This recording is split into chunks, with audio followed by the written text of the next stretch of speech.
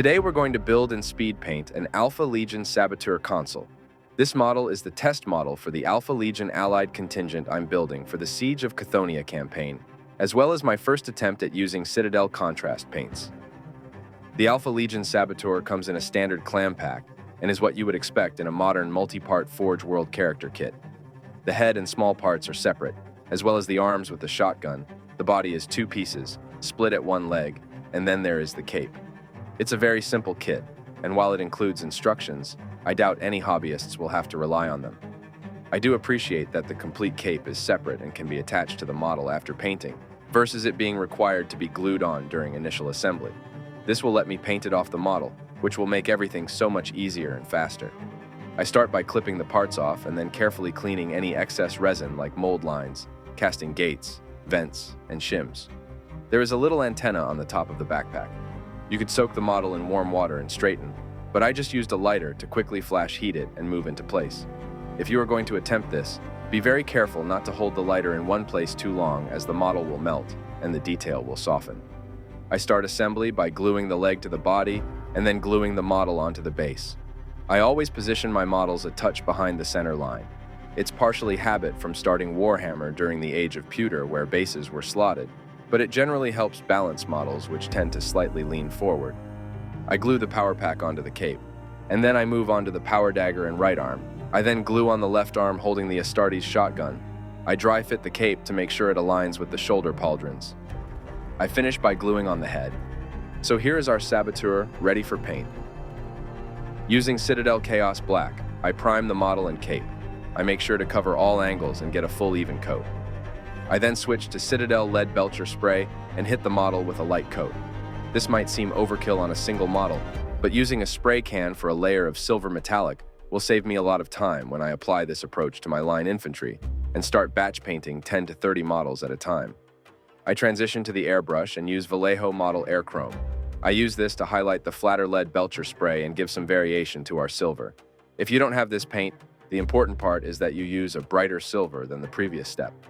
I then switch to Citadel Contrast Achillean Green and airbrush over our silver armor.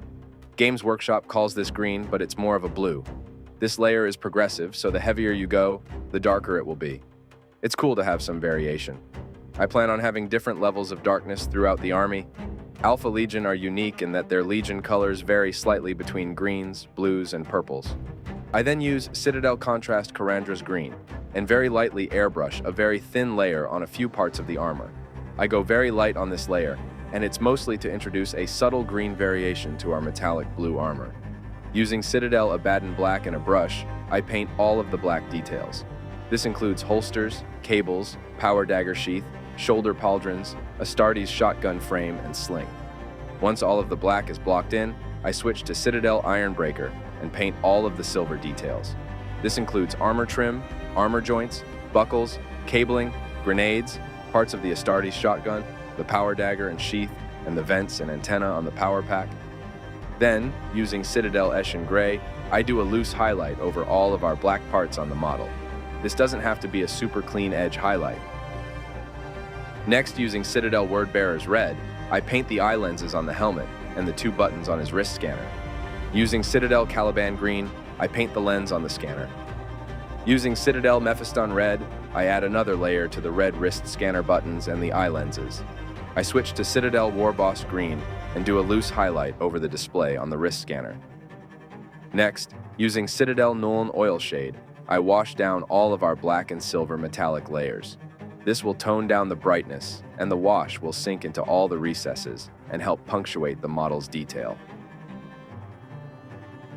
Using Citadel Xandri Dust, I paint the base layer on our cape.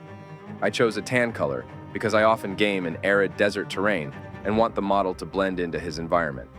I use Citadel Bealtan Green Shade and wash the Venom Sphere and the scaled armor plates. This will just add a subtle green tint and add a little bit of visual interest as well as definition to the scales. Returning to the cape, I use Citadel Steel Legion Drab and start with my first camouflage layer.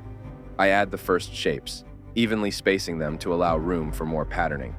Pay attention to the folds of the cape and try and layer your camo patterns respectively.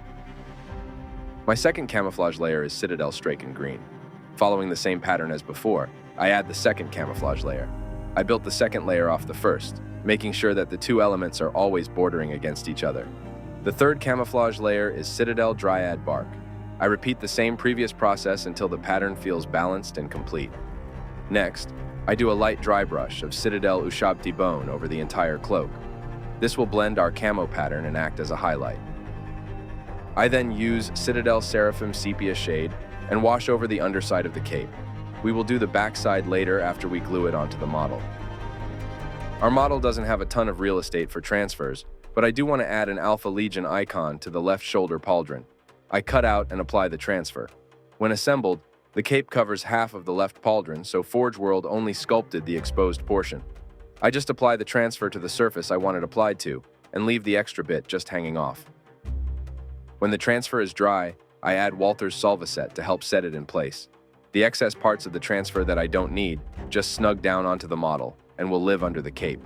Alternatively, I could have cut the transfers around the shape of the cape, but because we are doing our model in 2 sub-assemblies, this approach was easier.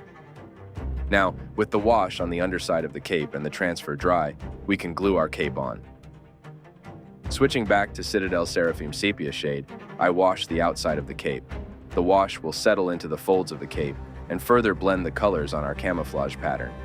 I then use Citadel Ironbreaker and paint the cape clasps. Next, using Citadel Dryad Bark, I do a light sponge weather over the armor. This will simulate surface rust, chips, and dirt. I do the lower sections of the armor in areas that would be more prone to wear in a realistic setting.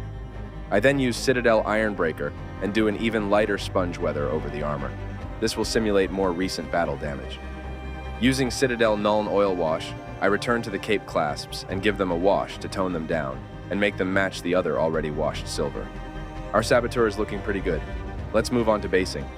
Every model in my entire collection is unified with the same basing. I go for a very simple desert style that helps ground my models in realism.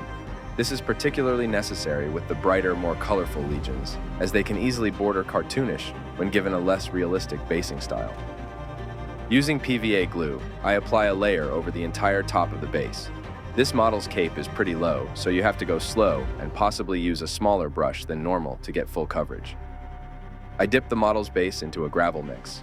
My gravel is a blend of fine and medium grit sand with a small amount of tiny rocks mixed in. You often have to run a finger around the rim of the base to make sure you get a clean edge. I then let our base dry. This usually takes 30 minutes to an hour on a 28mm base. Next, I return to Citadel Dryad Bark and paint all of the gravel. Again, with the cape being so low, you need to be careful and use a smaller brush to avoid any unintended brush slips. I do a generous layer of paint for this stage as I want to really seal the gravel on there. I then use Citadel Mornfang Brown and dry brush over the gravel. Next, I use Citadel Ushabti Bone and do a lighter highlight over the gravel. Using Citadel Reichland Flesh Shade, I wash over all of the gravel. This will blend all of our brown colors. When the wash dries, I use Citadel Steel Legion Drab and paint the rim of the base. This usually takes 2 coats for even coverage. I then use weathering powders and powder the lower half of the Marine and base. This will add subtle brown tone where dirt would kick up on the Marine's armor, and it will help blend the model into the base. I then seal the model with Tester's Dull Coat. Our Saboteur is now complete and ready to wreak havoc behind enemy lines.